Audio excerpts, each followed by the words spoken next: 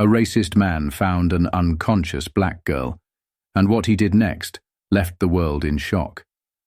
In a moment that defied all expectations, hate turned into humanity, and his actions changed everything. This is the story that will leave you breathless. The rain pours down mercilessly on Oak Ridge, Georgia, a small town where prosperity left long ago. Boarded-up windows line Main Street, and faded for sale signs have become permanent fixtures in this forgotten corner of America.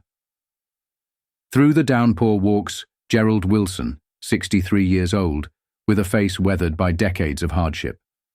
His eyes, cold and distant, scan the empty streets as he passes a pickup truck with a Confederate flag fluttering from its antenna. The flag doesn't make him flinch. It's been part of the landscape his entire life. Gerald's calloused hands grip a set of keys tightly as he approaches Wilson's Hardware, a store his grandfather opened in 1937. The hand-painted sign above the entrance is chipped and fading, much like the town itself. Inside, the shelves are half empty, and the silence tells the story of a business barely hanging on. Another day, another dollar, that I didn't make, Gerald mutters to himself, counting the meager day's earnings. The big box store that opened 20 miles away has been slowly killing his business for years. He blames everything and everyone for his troubles, the economy, the government, and especially the changing demographics that make him feel like a stranger in his own hometown. As Gerald prepares to leave through the back door, the storm intensifies. Lightning cracks open the sky, illuminating the narrow alley behind his store. That's when he sees her, a young black girl, maybe 16 years old, lying motionless near his dumpster. Blood trickles from a wound on her head, mixing with rainwater in a small crimson stream. Gerald freezes. His first thought is ugly, shaped by decades of prejudice. Not my problem. He glances around nervously. The alley is empty. No witnesses. No one would know if he just locked up and went home. His heart pounds as conflicting thoughts race through his mind. He could walk away. He should walk away. But something stops him. Some basic human instinct that runs deeper than his prejudice. "Damn it," he whispers, stepping cautiously toward the girl. Her school backpack lies nearby, soaked and torn. Gerald kneels beside her, checking for a pulse. It's there, but weak. Hey kid," he says awkwardly, receiving no response. After a moment's hesitation, Gerald makes a decision that will change everything. With surprising gentleness, he carefully lifts the unconscious girl into his arms. The rain continues to pour as Gerald carries her to his old pickup truck, laying her across the back seat. His movements are deliberate, almost tender, despite the scowl fixed on his face. As Gerald speeds toward the county hospital, wipers fighting against the torrential downpour, something unexpected happens. The girl's eyes flutter open briefly. For one electric moment, her confused gaze meets his cold one. A connection forms across an unbridgeable divide before her eyes roll back and she loses consciousness again. Gerald's grip tightens on the steering wheel as he presses the gas pedal harder, racing against time and his own prejudices toward an uncertain destination. The fluorescent lights of County General Hospital cast harsh shadows as Gerald bursts through the emergency room doors, the unconscious girl heavy in his arms. "I found her in the alley behind my store," he explains breathlessly. The medical staff springs into action, but their sidelong glances speak volumes. A white man bringing in an injured black teenager raises immediate red flags. "Sir, I'll need you to wait over there while we contact the authorities," a nurse says firmly, her voice tinged with suspicion. Gerald notices how the security guard shifts position, watching him closely. He wants to feel outraged at their assumptions, but something stops him. After all, wouldn't he have suspected the same if roles were reversed? Gerald Wilson wasn't born hating. His prejudice was inherited like an old family heirloom, passed down from his grandfather who lost land during Reconstruction, to his father who blamed integration for his declining status. Growing up, Gerald absorbed these resentments at the dinner table as naturally as breathing. His racism strengthened during Oak Ridge's economic decline, when the factory closed and his hardware store began struggling. It was easier to blame others than face complex truths about globalization and changing markets. News of the incident spreads through Oak Ridge like wildfire. Text messages and phone calls ripple outward from hospital staff to family members, from neighbors to church groups. By evening, the hospital waiting room fills with concerned members of the black community, their expressions a mixture of worry for the girl and suspicion of Gerald. The atmosphere grows even more tense when Amara Johnson arrives, a formidable woman of 72, whose spine remains straight despite decades of carrying invisible burdens. Her grey hair is pulled back severely, and her eyes lock onto Gerald with immediate recognition and hostility. "What did you do to my granddaughter?" Amara demands, her voice carrying the weight of historical pain. The confrontation triggers memories from Oak Ridge's troubled past. In the summer of 1976, racial tensions boiled over when the town's first black-owned business opened on Main Street. What began as protests escalated to violence when a fire claimed the life of Daniel Johnson, Maya's husband and Amara's grandfather.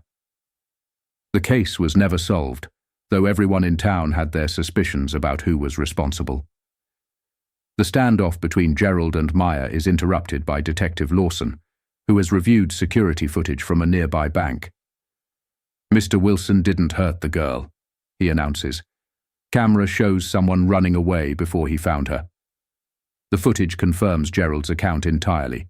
His rescue was genuine, his concern real. This revelation sends ripples through the waiting room. Gerald finds himself in the uncomfortable position of being labeled a hero by some of the hospital staff, while still feeling the same old prejudices churning inside him. The cognitive dissonance makes him increasingly agitated. 3 days later, against his better judgment, Gerald returns to the hospital. He stands awkwardly in Amara's doorway with a small gift shop teddy bear, feeling out of place but compelled by something he can't name. Their interaction is stilted and brief, but genuine concern breaks through his gruff exterior. Later that night, sleepless in his empty house, Gerald confronts memories he's long suppressed.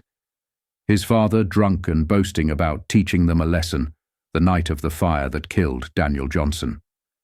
The teenage Gerald, paralyzed by fear and conflicted loyalty, saying nothing as his father hid ash-covered clothes. The weight of this knowledge has shaped his entire life. Guilt transformed into resentment, shame hardened into prejudice.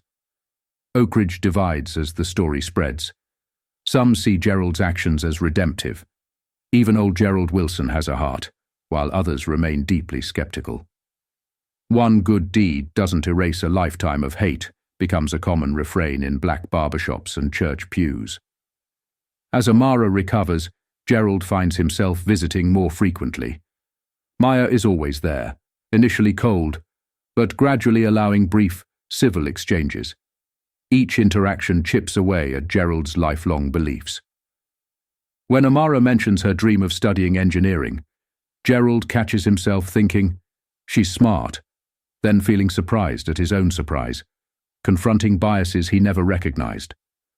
During one visit, Gerald notices Amara's fear when a delivery man enters her room, something about his build and walk triggering her distress. Gerald mentions this to Detective Lawson, who connects it to security footage details.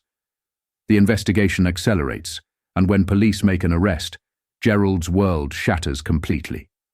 The prime suspect in Amara's assault is Tyler Maddox, the 20-year-old son of Richard Maddox, Gerald's closest friend since childhood. Security footage, witness statements, and physical evidence all point to Tyler, who was reportedly angry about Amara winning a scholarship he felt entitled to. Gerald sits in his truck outside the police station, hands trembling on the steering wheel. A lifetime of friendship and loyalty pulls him in one direction. Justice for an innocent girl pulls him in another. The truth he's finally facing might cost him everything he has left. The Oak Ridge Community Center hasn't been this packed in years. Wooden chairs creak under the weight of concerned citizens as Mayor Thompson calls for order. What began as a town meeting about road repairs has erupted into a heated debate about Amara's assault and the racial tensions that have always simmered beneath the surface of Oak Ridge. "My boy is being railroaded," Richard Maddox shouts from the back, his face flushed with anger. "Tyler made a mistake, but he doesn't deserve to have his life ruined over it." The room divides visibly, literal sides taken as people shift in their seats. Gerald sits uncomfortably in the middle, belonging to neither group. Richard makes eye contact, expecting solidarity from his oldest friend. What happens next will be replayed in town gossip for years to come. Gerald stands slowly, his arthritic knees protesting. The room falls silent. "Rich, I've known you my whole life," Gerald begins, his voice unsteady. "But what Tyler did wasn't a mistake. He attacked a 16-year-old girl and left her to die." Richard's face transforms from shock to rage. "You're choosing them over us, over 50 years of friendship." Something breaks loose inside Gerald, a dam of truth held back for decades. "This isn't about sides," Gerald says, his voice gaining strength. "It's about right and wrong, and we've been wrong for a long time." Gerald turns to face Amara Johnson, who watches him with guarded eyes. "I've carried hate my whole life. I got it from my daddy, who got it from his. I never questioned it, just let it poison everything." Gerald's voice cracks. "I'm sorry, Mrs. Johnson. I'm sorry for what happened to your husband. I'm sorry for how I've treated you and yours all these years." The silence in the room is deafening. Some people shift uncomfortably, others stare in disbelief. Maya's expression remains unreadable, her dignity a shield against the room's tension. As the meeting breaks up, the battle lines are drawn. Former friends turn their backs on Gerald. "Race traitor," someone mutters just loud enough for him to hear. Richard Maddox's parting words cut deepest. "You'll regret this, Gerald. Mark my words." Later that week, as Gerald closes his store, Amara Johnson appears at the counter. Her presence is unexpected, her purpose unclear. "I recognized you that night," she says without preamble, "when my Daniel died in that fire." Gerald freezes, the cash register drawer still open. "You were there with your father and the others," Amara continues, "but you were the only one who tried to run into the burning building. Your father pulled you back." Gerald's legs weaken. He grips the counter to stay upright. "How did you know?" he whispers. "I was across the street," Amara answers. "I saw everything." For 47 years, Gerald believed no one knew about his moment of conscience, his failed attempt to save Daniel Johnson before being dragged away by his father. The shame of his cowardice afterward, his silence, his eventual adoption of his father's hatreds to bury his guilt, has haunted him for decades. The district attorney calls the next day. Tyler Maddox has refused a plea deal. The case will go to trial, and Gerald's testimony about finding Amara and her reaction to Tyler at the hospital is crucial evidence. Gerald's choice becomes clear: testify against his best friend's son, or let Amara's attacker potentially walk free. Anonymous calls begin that night. Mind your own business, Wilson. Remember who your real friends are. Some accidents can't be prevented. The night before Gerald is scheduled to testify, he stays late at the hardware store, taking inventory to distract himself from tomorrow's ordeal. When he finally leaves around midnight, his headlights illuminate fresh graffiti across the storefront. "N Lover," in dripping red paint. The store windows are shattered, merchandise destroyed. Gerald sinks to the curb, head in his hands. Decades of business, already struggling, now ruined. By morning, the news of the vandalism spreads through Oak Ridge. As the sun rises, an unexpected sound draws Gerald from his truck, where he's spent the night. Car doors slamming, voices approaching. He steps out, defensive at first, then stops in disbelief. Amara Johnson stands in front of at least 20 people from the black community, church members, teachers, teenagers, all carrying cleaning supplies. Without a word, they begin sweeping up glass, scrubbing paint, repairing what can be fixed. "I don't understand," Gerald manages to say to Maya. She hands him a broom. "Justice works both ways, Mr. Wilson." Hours later, Gerald straightens his tie as he approaches the courthouse steps. The crowd gathered outside falls silent as he approaches. Richard Maddox stands with a group of white townspeople, former friends, customers, people Gerald has known his entire life. Their faces are hard with betrayal and anger. To reach the courthouse doors, Gerald must walk directly through them. The gavel's decisive crack echoes through the hushed courtroom. The jury finds the defendant, Tyler Maddox, guilty on all counts. Justice has been served, but in Oak Ridge, justice comes with a price. Gerald's testimony proved pivotal. His detailed account of finding Amara, her reaction to Tyler at the hospital, and the evidence he helped uncover left little room for doubt. As he exits the courthouse, no one meets his eye. No congratulations, no acknowledgements. Just silence from his own community, and cautious nods from Maya's. Weeks pass. Wilson's hardware stands nearly empty most days. The going out of business sign in the window seems inevitable now. Former customers cross the street to avoid entering. "Traitor" is whispered just loud enough for Gerald to hear at the diner where he's eaten breakfast for 40 years. "I didn't expect a parade," Gerald tells his reflection as he counts the day's meager earnings, "but I didn't expect to be treated like I was the criminal either." On a rainy Tuesday, the bell above the door chimes, a sound so rare lately that Gerald startles. Amara Johnson stands in his store, observing the half-empty shelves and aging inventory. "I heard you're closing," she says simply. Gerald nods, pride making his response gruff. Town's made their choice. Maya places a folder on the counter. The Oak Ridge Development Committee is offering small business grants for store renovations. Application deadline is Friday. Gerald stares at the folder, then at Maya. "Why would you help me?" "I'm not doing it for you," she answers frankly. "This town needs places where everybody can shop, and my granddaughter needs to see that doing the right thing isn't supposed to ruin you." Their alliance is awkward at first. Working together on the grant application, Gerald catches himself explaining basic business concepts to Maya, only to discover she has an accounting degree and ran her husband's business for years after his death. Old biases die hard.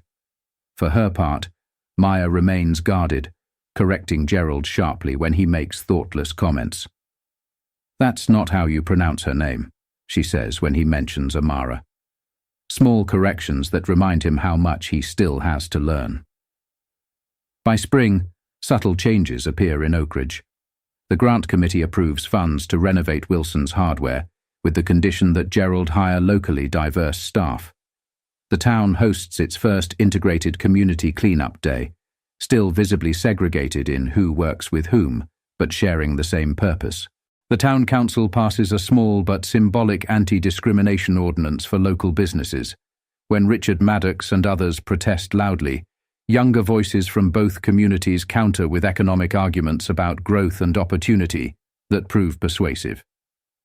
In May, Amara Johnson visits the hardware store, now staffed by Gerald and 2 new employees, a young black man learning the trade and a Hispanic woman managing the books. Amara carries a notebook and recorder. "I'm doing a project on changing perspectives," she explains. "Can I interview you?" Gerald agrees reluctantly. Sitting in the back office, he struggles to articulate his journey. "I'm not good with fancy words," he says. "I just know I was wrong for a long time. And being wrong hurt people, including me." Amara's questions are direct, sometimes uncomfortable. "Do you still have racist thoughts?" she asks. Gerald's honesty surprises them both.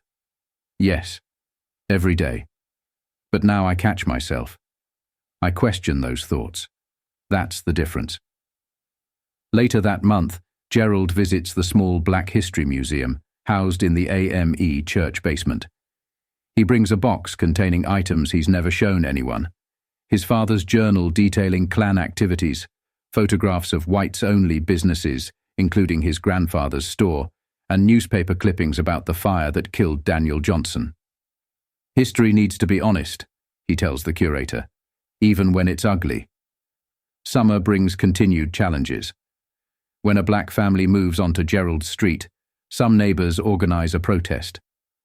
Gerald stands in his yard watching, then slowly walks to his garage, returns with a lawn chair, and sits demonstratively in his front yard facing the protesters until they disperse. Not confrontational, just present and unwavering. On a warm September evening, the town square hosts a community band concert. The seating naturally separates, white families clustering near the gazebo, black families toward the back. Gerald arrives late, nodding to acquaintances who no longer turn away quite so quickly. Maya sits alone on a bench near the middle. After a moment's hesitation, Gerald approaches. "Mind if I sit?" he asks. Maya gestures to the opposite end of the bench. They sit in silence as the music plays, separated by 3 feet of painted wood. Not friends, but no longer enemies. As twilight settles on Oak Ridge, Gerald watches the crowd, still divided, still cautious, but sharing the same music, the same space, the same moment. "I used to think change meant everything getting fixed," Gerald's voice narrates over the scene. "Now I know better. Change is slow, it's imperfect. I still catch myself thinking things my daddy taught me. I still say the wrong thing sometimes." The camera pans across the square, showing small interactions between communities, children less segregated than their parents, tiny bridges being built, conversation by conversation. "I won't live long enough to see Oak Ridge completely healed," Gerald continues. "Maybe it never will be, but that girl lying in the rain gave me something I never expected, a chance to finally start walking in the right direction." As the band plays its final number, Gerald and Maya remain on their bench, 2 elders from different worlds, watching the next generation navigate a path forward, separate, but sharing the same piece of earth as the music plays on.